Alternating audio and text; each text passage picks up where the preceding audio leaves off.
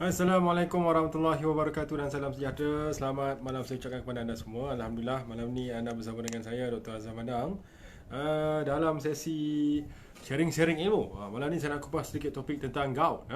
Kenapa gout? Kerana gout ni tuan-tuan dan puan-puan adalah satu penyakit yang ramai orang ada. Lebih-lebih lagi kaum lelaki ni. Bila kita cerita tentang gout ni, kalau sesiapa yang pernah kena gout ni, kalau kita tanya mereka lah, dia punya rasa sakitnya tu sangat-sangatlah menduga. Memang very very painful. Sebab tu saya nak kupas sekali lagi.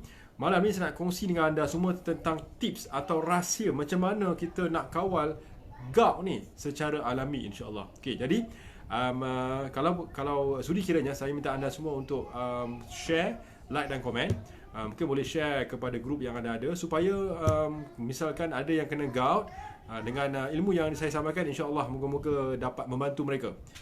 Kalau misalkan kita share ni dan orang yang baca atau tengok live ni dia ikut info yang saya beri dan goutnya bertambah baik, anda juga dapat pahala, insya-Allah. So niat kita sama-sama nak bantu antara satu sama lain. Okey. So gout, bila kita cerita tentang gout ni kan, gout ni adalah sebenarnya, sebelum kita ke topik lah, saya nak menyapa di situ Puan Salmah Muhammad Saleh, Puan Ella J, Puan Rokai Abu Bakar, Puan Cik Not ada, Waalaikumsalam, Puan Mihran ada, Puan Nur Fuzi ada, Waalaikumsalam, Nurin Arifin, Puan Nurin Arifin, Alhamdulillah.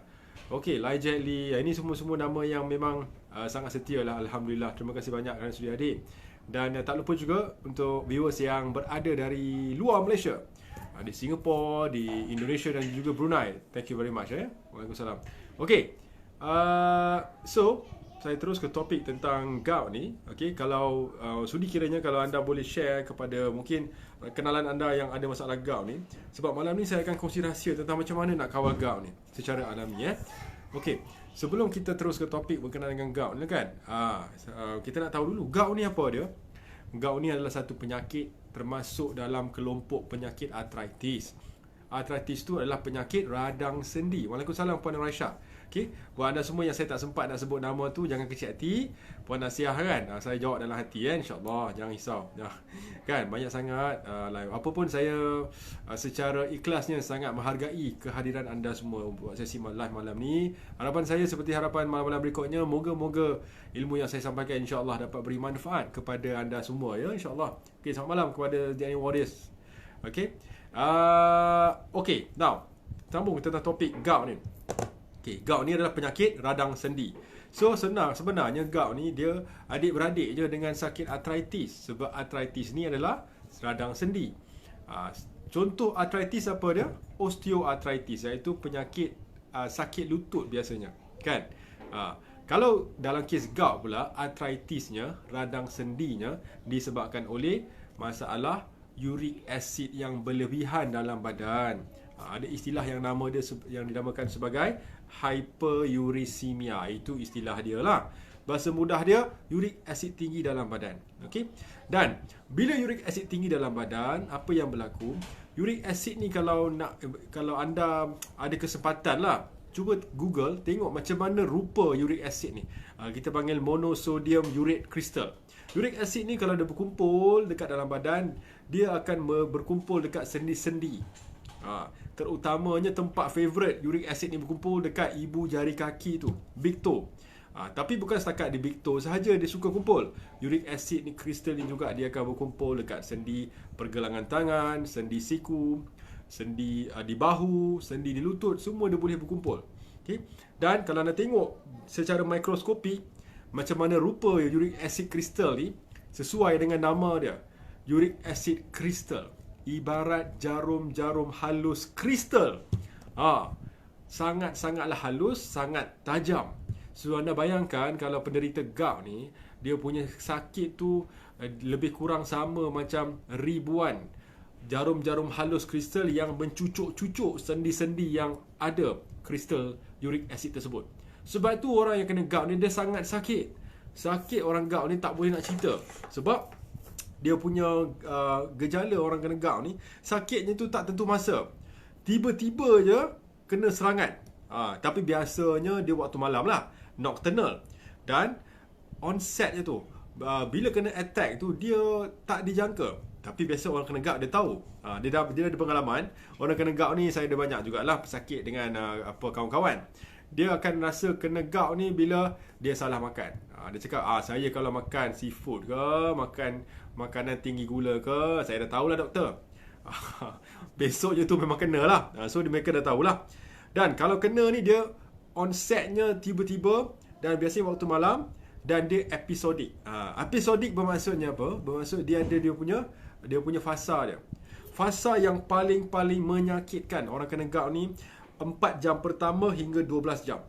Waktu itulah mereka sangatlah menderita kerana terlalu sakit. Sakit mereka ni kalau kita bagi skala kan ada pain score 1 sampai 10, betul? 1 tu paling kurang sakit, 10 paling sakit. Orang kena gout ni sampai 9, 10 pun ada. Ada yang sampai dia tak boleh bangun langsung orang kena gout ni. So sangat sakit 4 hingga 12 jam pertama. Kemudian disusuli juga dengan gejala dekat bahagian yang ada uric acid tu dia bengkak. Dia bengkak, swelling, lepas tu warna merah, lepas tu panas bila disentuh, dan yang tender to touch. Kalau sentuh sikit je trigger sakit dia tu. Bukan setakat sentuh, kalau angin lalu pun, angin kena kat kulit dia tu pun boleh trigger sakit. Itu kalau gout teruk lah kan. Jadi memang sebenarnya saya kesian juga orang kena sakit gout ni, memang sangat-sangat sakit. Baik, itu gejala-gejalanya. Now, kenapa penting untuk kita kawal gout di fasa awal, maksudnya kenapa sangat penting kita urus masalah gout ni di peringkat awal. Sebab kalau kita tak kawal di peringkat awal, uric acid, kristal uric acid yang berkumpul dekat sendi-sendi ni, dia boleh nombor 1 merosakkan sendi, menyebabkan joint damage. Macam mana boleh rosak sendi? Sebab kristal tersebut lah, kristal uric acid. So dia akan berkumpul dekat sendi-sendi tu, dan bila dia berkumpul kan sakit, menyebabkan keradangan, inflammation. Dan bila dia berkumpul, dia akan ganggu flexibility, atau kita panggil range of motion, ROM kan. Sendi kita kan boleh bergerak-gerak. Kumpul kat situ dia punya uric acid kan dah tak boleh bergerak dah. Jadi bila lama kelamaan sendi tu tak digunakan, dia akan stuck. Jadi berlakulah masalah tophi pula. Tophi tu kalau anda tengok orang kena ada uric acid tinggi ni, dia ada macam ibarat macam tulang-tulang baru yang tumbuh biasa dekat sini kan. Lepas tu kat ibu jari kaki dia tumbuh macam tu, tophi, sebab uric acid. So sangat penting anda kawal uric acid anda untuk pesakit gout ni di peringkat awal. Okay? Sebab kita tak nak sampai sendi-sendi anda rosak kan. Kita tak nak sampai level sendi rosak. Okay? Now berikutnya, yang penting sekarang kalau kita tengok dari sudut penyebab gout ni, ada 2 je sebenarnya. Kenapa seseorang tu boleh kena gout? Satu tadi, berlakunya keadaan uric acid tinggi, betul, dalam badan. Now, dan biasanya uric acid tinggi dalam badan ni boleh disebabkan 2 benda je. Faktor pertama adalah diet. Diet yang menyebabkan uric acid tinggi dalam badan. Diet yang banyak makan 3 benda.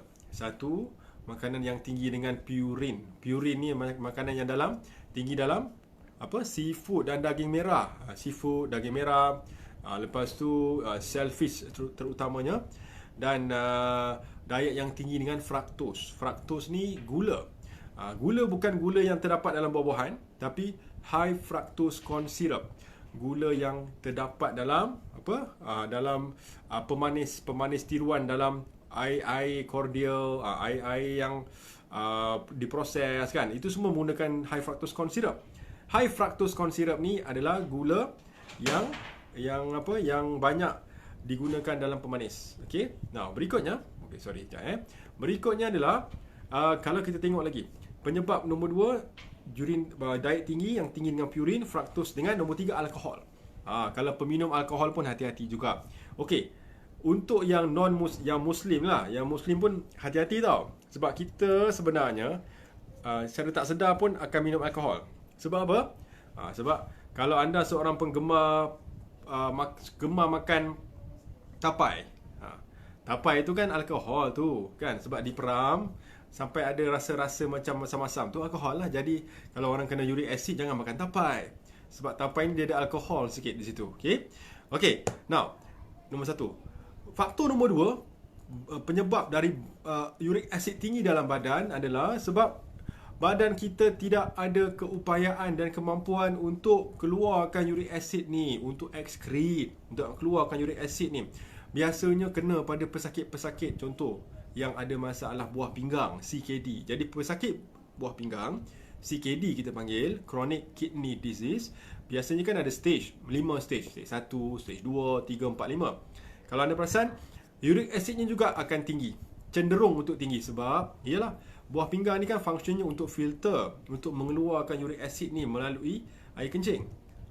Jadi yang ada masalah pesakit buah pinggang pun ada risiko nak kena gout. Kemudian yang ada masalah usus dan perut yang tak seimbang, ada masalah kita panggil SIBO, Small Intestine Bowel Overgrowth. Jadi bakteria yang jahat berlebihan dalam usus dia juga boleh menyebabkan masalah uric acid ni. Dia ganggu, menyebabkan keradangan.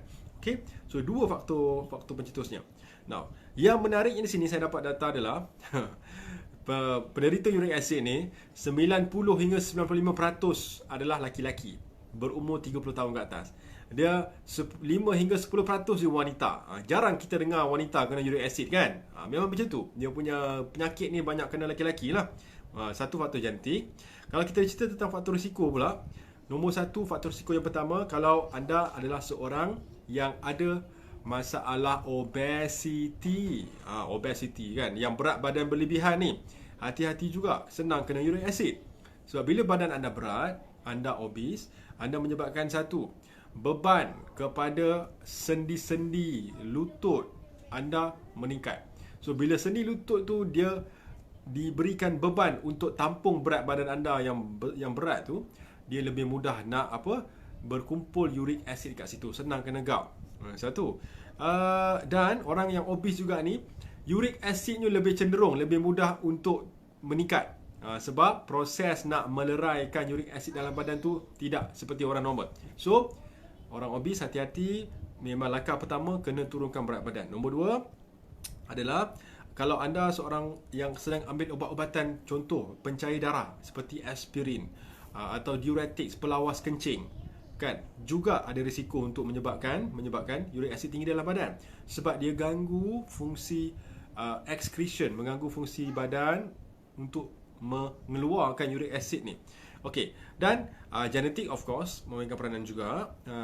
Okey, stres. Kalau anda seorang yang sekarang berada dalam keadaan stres ni kan, tak kisah stres di rumah, stres di tempat kerja kan, stres juga tuan-tuan dan puan adalah faktor risiko kepada anda untuk kena gout. Sebab tu laki-laki banyak kena gout. Sebab laki-laki ni dia stres sebenarnya, tapi dia tak tunjuk kan, dia nak kontrol macho. Kontrol macho dia pendam lah. Jadi sebab dia pendam orang lelaki ni, termasuk saya juga kan. So dia punya lama-lama dia kena gout. Ada saya jumpa juga pesakit, dia cakap saya dah jaga makan doktor kan, saya tak makan daging merah, tak makan seafood, gula saya dah kawal, gandum saya tak makan. Kenapa saya kena gout? Check rupa-rupanya dia kerja di satu syarikat besar lah kan, GLC, di satu jawatan tinggi. Dia cakap stresnya terlalu tinggi. So penyebab uric acidnya tinggi sebab stres dia. Jadi saya nasihatkan kepada pesakit saya tu, you tak nak kena manage your stress. Kalau tak, uric acid you akan sentiasa tinggi. Jadi stres pun mainkan peranan. Okay. Now berikutnya adalah kalau anda seorang pesakit yang ada buah pinggang, betul saya dah sentuh tadi tu, risiko untuk kena gout juga tinggi. Dan ini hati-hati, kalau anda seorang yang tak gemar minum air, sebab masalah dehydration atau kurang minum air juga boleh menyebabkan uric acid tinggi dalam badan. Sebab uric acid ni antara cara badan nak keluarkan melalui air kencing. So kalau kita nak keluarkan air kencing tu melalui air kencing, memerlukan darah kita memerlukan supply air yang mencukupi. Tahukah anda semua darah kita terdiri daripada 90% air. So imagine tak cukup air, jadi tak cukup bahan-bahan nak mengeluarkan uric acid tersebut. Faham So minum air yang cukup, pakai formula yang mudah saya ajar semalam. Berat badan kali 30. Dapatlah jumlah baseline keperluan air harian anda. Okay? So misalkan berat badan 70 kali 30 dapat 2100 ml. Kita convert kepada liter jadi 2.1 liter over 24 hours. Okey, berikutnya adalah faktor mereka yang ada masalah, kolesterol. Especially triglyceride ni, kolesterol. So dia bukan total kolesterol. Triglyceride ni saya senang je, kalau nak tahu seseorang tu kuat makan benda manis atau tidak, kita check dia punya triglyceride. Sebab kalau orang yang makan benda manis, gula yang berlebihan dalam badan dia akan disimpan, akan di-convert menjadi triglyceride. Jadi kita tahulah, dia ni kuat makan benda manis. So hati-hati kalau triglyceride tinggi. Itu faktor risikonya. Now, kalau dari sudut kita pergi dari sudut rawatan, Now, rawatan yang biasanya standard. Ini orang kena gout tahulah, biasanya obat yang diberi oleh doktor di hospital, dia bagi obat apa?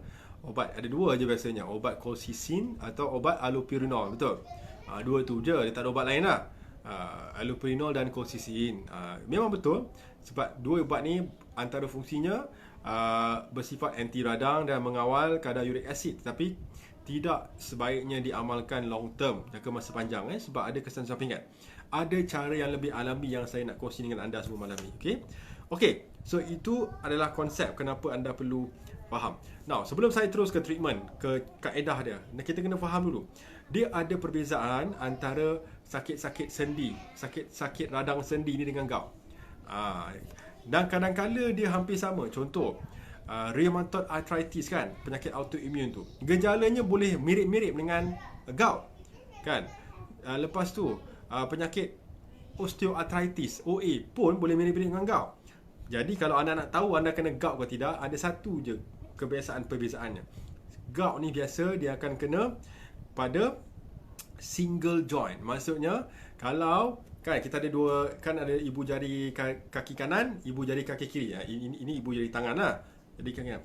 So kalau anda ada kena gout, dia jarang sekali kena kedua-dua ibu jari. Single joint. Kan? Sama ada kena ibu jari kaki kanan atau ibu jari kaki kiri. Itu dia. Kalau kena macam tu, itu memang hampir pasti gout lah. Kalau kena dua-dua, kemungkinan bukan gout. Sebab kemungkinan rheumatoid arthritis. Itu cara-cara lah, tanda-tanda anda nak dapat sedikit gambaran. Adakah ini sebab gout atau benda lain. Gout ni dia akan serang single joint, sama ada kiri atau kanan. Baik. Sekarang kita pergi ke rahsia dia. Tu dia. Apakah cara untuk anda kawal gout ni secara alami? Saya nak kongsi dengan anda semua. So nombor satu, bila kita dah faham kenapa gout ni boleh berlaku, sebab uric acid tinggi tadi tu, jadi nak tak nak kita kena cuba atasi masalah gout ni di peringkat dasar dia, atau root cause dia. Now, root cause gout atau akar kepada masalah gout ni apa tadi? Diet yang tinggi dengan purin. Sebab itulah nombor satu, kena kontrol makanan yang tinggi dengan purin, iaitu daripada daging merah, kan, daging lembu, kambing kan. Bagi saya semua daging haiwan lah, daging ayam, ikan pun sama, ikan tinggi purin, dan seafood, dan juga ke kacang juga anda perlu elakkan untuk especially kacang tanah kena pantang. Dan nombor dua, makanan yang tinggi dengan fructose. Fructose ni adalah daripada minuman-minuman yang diproses. Minuman-minuman segera, kordian, air bertin, air berkarbonat, semua tu tinggalkan dahulu. Nombor tiga adalah makanan-makanan yang tinggi dengan gula. So, antara langkah pertama kalau anda ada gout ni kan, tiba-tiba kena serangan gout ni. The first step, cut sugar at all. Terus pantang gula. Itu langkah yang pertama. Pantang gula ni maksudnya semua jenis gula. Gula kasar, gula halus, gula Melaka, gula karbon. So, zero sugar. Itu langkah pertama yang anda perlu buat. Sebab apa? Gula ni bila kita makan menyebabkan inflammation, keradangan. Kan? Satu. Dan tahu kan anda semua, antara penyebab uric acid tinggi jika kita ambil banyak makanan yang tinggi dengan yeast, atau ada yeast tinggi dalam badan. Yeast tu adalah yang kita buat roti-roti daripada grains tu. So, yeast ni dia boleh tumbuh dalam kita punya usus. Kan, small intestinal bowel overgrowth tadi tu kan, bakteria yang jahat yang tumbuh. Dia punya makanan utama adalah gula. So, kita menggalakkan pembentukan musuh-musuh dalam usus kita ni dengan makan makanan tinggi dengan gula. So, kena pantang gula. Alright. Kemudian Alkohol of course, kena kalau you ada non muslim kena pantang. Kalau yang muslim tapi gemar makan tapai, elakkan dulu makan tapai. Okey. Dan sebab tu dengannya itu dari segi diet. Dan bila anda dah pantang semua tu, dah pantang makanan tinggi purin, lepas tu yang tinggi fraktos, gula, gandum pun kena pantang. Sebab gandum dia ada gluten, dan gluten menyebabkan keradangan, inflammation. So kita nak turunkan radang dalam badan kita, caranya memang kena buat elimination diet lah, kena pantang. Okay, alright. Dan bila dah pantang, apa yang perlu digantikan? Makanan-makanan yang anda perlu gantikan adalah makanan yang tinggi dengan serat. So makanan tinggi serat ni adalah semua buah-buahan dan sayur-sayuran. Okay, so gantikan dengan whole real food, makanan yang tinggi dengan serat. Sebab serat ni sifatnya kalau kita makan ada manfaat anti-inflamasi, anti radang juga ya. Okey, so faham Now, berikutnya adalah apa yang anda perlu buat. Saya nak kongsi dengan anda kaedah 3C. Ada 3C ni, formula 3C yang anda boleh amalkan kalau kena gout ni. Terus cari 3C ni. C nombor 1 adalah vitamin C. Vitamin C sangat-sangat bagus untuk menurunkan uric acid. Okay, sebab vitamin C ni satu, tinggi dengan antioksidan. Okay, dan vitamin C juga dia boleh bantu untuk menggalakkan pengeluaran uric acid dari badan. Dia bantu. So banyakkan makan buah tinggi dengan vitamin C. Buah orange kan, buah citrus, lepas tu vitamin C kan. Dan kalau boleh sebenarnya anda boleh cari vitamin C dekat farmasi sebenarnya ya. Cari yang dalam bentuk lipospheric vitamin C, liposomal vitamin C ya. Okey. So C pertama adalah vitamin C. C nombor 2 adalah cherry. Cherry ni tuan-tuan dan puan, kalau ikut study dekat luar negara, banyak kajian yang saintifik menggunakan cherry untuk rawat gout. Dan memang terbukti sebab dalam cherry ni dia tinggi dengan vitamin A, vitamin C, vitamin E, dan ada compound nama dia anthocyanins, ada quercetin kan. Semua tu memang kalau ikut kajian sangat-sangat membantu untuk menurunkan uric acid. Okay? So cherry ni dia ada nama dia sour cherry kan, ada tart cherry, apa saja jenis cherry. Kalau di luar negara dia pakai cherry juice pun. Kalau anda kena je gout, pergi kedai buah, cari cherry banyak-banyak. Makan banyak buah cherry ya tuan-tuan untuk turunkan gout. Memang ikut kajian berkesan. So vitamin C nombor 2, cherry. Nombor 3 C juga, celery. Celery pergi cari kat kedai. Sebab celery juga dia tinggi dengan phenolic acid, tinggi dengan flavonoids kan. Dia ada manfaat antioksidan, anti radang, dan sama juga dia boleh membantu untuk menurunkan uric acid. So 3C ni, vitamin C, cherry dan celery. 3 ni cari kalau anda kena serangan gout ni, tiba-tiba kena sakit ni, pergi minta tolong anak ke tolong keluarga, cari 3C ni, vitamin C, celery dan cherry. Boleh Okey, banyak mana nak kena ambil? Alright, celery ni mudah je. Ambil, kalau kena serangan tu, ambil 3 batang setiap hari pun okey. Celery ni dia tak payah pakai air kan, dia dah berair dah. Satu batang pagi, satu batang tu blend je dia pagi, satu batang tengah hari, satu batang malam. That's it. Ni sebab tu kena gout lah, kena serangan gout. Dia akan sangat bantu nak flush out. Okay. Now berikutnya, kalau kita cerita tu 3C kan. Now ada satu vitamin yang sangat penting juga untuk uric acid ni adalah vitamin B. So cari di farmasi vitamin B complex. Yang paling penting sebenarnya folic acid atau folate. Folic acid dia folate sebab dia sangat-sangat penting untuk proses detoxification badan.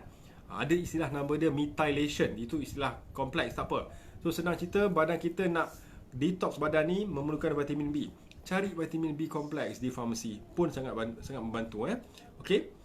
So itu vitamin B. Dan antara zat yang sangat penting untuk kawal uric acid adalah magnesium. So boleh cari magnesium di farmasi juga. Magnesium picolinate, magnesium glycinate pun okey. Magnesium citrate pun okey. Ada 3 jenis kan. Alright, cari magnesium. Sangat-sangat membantu untuk mereka yang ada masalah what we call this, uric acid. Misalkan tak ada bajet, tak apa. Magnesium banyak terdapat dalam apa dia? Kacang-kacang kecuali kacang tanah, flaxseed, chia seed tinggi magnesium. Kemudian di dalam pure dark chocolate, koko pure dark chocolate lah 75% boleh cari. Okey. Dan berikutnya antara kaedah untuk pasti kita kawal uric acid ni, betul ada yang sebut tadi tu, air kena cukup sebab air ni kita nak bantu untuk melarutkan kadar uric acid dalam darah. So kalau kita kurang minum air, darah kita pekat. So bila kita minum air, kita dah melarutkan uric acid dalam darah supaya dia kurang sikit risiko nak berkumpul dekat sendi. Lepas tu bila kita minum banyak air, kita akan lebih cenderung nak buang air, betul. So kita lebih mudah nak keluarkan uric acid melalui air kencing. Faham Okey. So air kena cukup, pakai formula berat badan kali 70. Itu adalah formula nak tengok baseline keperluan air kan. Jangan kurang pada formula tersebut, lebih tak apa. Okey, itu kaedah berikutnya. Now, next adalah yang saya boleh kongsi dengan anda semua is actually kalau ada beberapa tanaman-tanaman herba ni yang dikatakan bagus untuk kawal uric acid ni. Satu, dia ada 3 yang saya nak kongsi dengan anda. Ada 5, sorry. Ada 5. Satu adalah turmeric atau kunyit. So kunyit ni tuan-tuan puan boleh pakai kunyit hidup atau kunyit serbuk. Dalam kunyit dia ada compound turmeric, ada curcumin. Curcumin tu sifatnya sangat-sangat baik untuk kawal radang, terutamanya radang pada sendi. So cara nak dapat manfaat daripada kunyit ni apa? Lebihkan dalam masakan. It's very simple, mudah je kan. Lebihkan dalam masakan nak dapat manfaat daripada turmeric ni atau curcumin. Satu. Nombor 2, halia, ginger. So ginger pun sangat-sangat baik untuk diamalkan sebab ada sifat anti radang. Jadi cara nak dapat manfaat ginger ni untuk kawal gout, banyak kan. Boleh buat honey lemon ginger. Teh, buat teh halia dengan madu sedikit dan lemon. Sangat baik untuk bantu flush out, untuk flush gout uric acid ni. Okey. Dan terakhir, last kali, buah yang bagus adalah buah nenas. Sebab buah nenas dia ada bromelain. Itu compound dia, bromelain atau bromelain ni. So boleh banyakkan makan sedikit buah nenas. Cari dekat pasar raya ke apa buah nenas, makan banyak-banyak. Sebab buah nenas kita ada dapat manfaat bromelain tersebut. So bromelain ni dia boleh bantu nak kawal radang dan dia bantu badan nak keluarkan uric acid. Okey? Alright. Itu herbal. Nombor 4. Nombor 4 sebenarnya kalau ni ikut study terbaru jugalah. Dia sebenarnya kalau untuk kawal uric acid juga sangat baik menggunakan bunga pakma. Ni saya kongsi dengan anda semualah. Okey, bunga pakma ni nama canggih, nama yang biasa bunga rafflesia. Kan bunga terbesar dekat Malaysia ni, kan? Bunga rafflesia tu rupa-rupanya dia ada manfaat anti inflammation dan dia boleh bantu nak turunkan uric acid. Kalau ikut beberapa study awal ada universiti di Malaysia buat. So bunga pakma ni memang susah sikit nak dapat lah, kan? Saya cuma share dengan anda bunga pakma. Dan nombor last kali ada satu compound nama dia rancang besi. Rancang besi ni adalah herba yang terdapat dalam hutan di Khatulistiwa sahaja, pun sangat-sangat banyak digunakan oleh orang-orang dulu untuk kawal uric acid ni. So kebetulan kalau di DND kita ada suppress saya kata. DND suppress tu adalah suplemen yang digunakan oleh Dr. Norden lah, secara peribadi untuk kawal uric acid pun. Jadi kalau anda ada katakan dah ikhtiar semua yang saya sebut ni masih agak sukar, mungkin boleh consider consider untuk gunakan DND suppress lah sebagai suplemen tambahan yang boleh membantu. Okay? Alright. Now sekarang ada soalan yang bertanya, doktor, macam mana kita nak tahu ni uric acid tinggi ke tidak?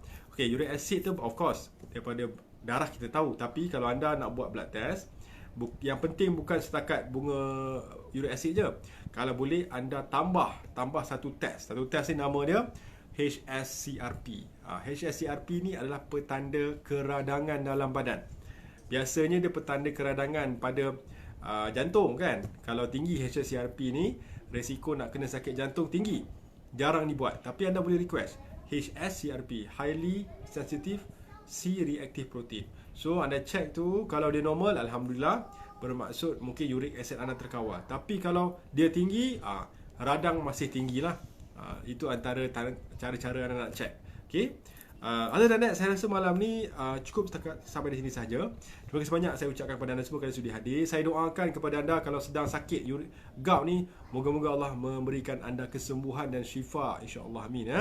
Dan boleh cuba tips yang saya bagi tu. Jangan lupa tadi 3C, vitamin C, cherry dan celery, 3C, vitamin B kompleks jangan lupa, okey, dan cari magnesium. Okey, itu antara benda-benda yang boleh bantu. Air kena cukup, berat badan kali 70, dan elakkan makanan purin tinggi, yang tinggi dengan fruktos, dan makanan-makanan yang tinggi dengan gandum, ada gluten. Okey. Dan of course paling penting apa tadi? Kena turunkan berat badan. Turunkan berat badan caranya ikuti diet yang rendah dengan karbohidrat, yang tinggi dengan healthy fats, okey, lemak sihat, dan amalkan puasa IF. Saya sangat yakin kalau kita nak masuk bulan Ramadan ni, nanti bulan Ramadan insya-Allah kalau yang berpuasa tu kan, satu bulan Ramadan dia tak akan kena serangan gout. Sebab berpuasa sangat-sangat baik nak keluarkan uric acid. Tetapi kalau dia puasa, lepas tu buka puasa dia duk bedal makanan kat hotel, buffet, itu memang kena lah gout kan. So nanti masa puasa tu berpada-pada lah. Okay, alright, thank you very much semua. Terima kasih banyak. Alright, saya doakan kalau anda yang sedang menonton ni berada dalam keadaan kesusahan, moga-moga Allah memudahkan urusan anda dan memberikan anda jalan keluar kepada segala permasalahan, insya-Allah, amin. Memudahkan segala urusan anda. Dan kita doakan kepada saudara kita yang ada di Gaza, moga-moga Allah memberikan mereka kemenangan dan mengalahkan musuh Islam, okey, Yahudi Israel. La'natullah. Okey, terima kasih banyak semua. Assalamualaikum. Selamat berehat, let go dan feel good.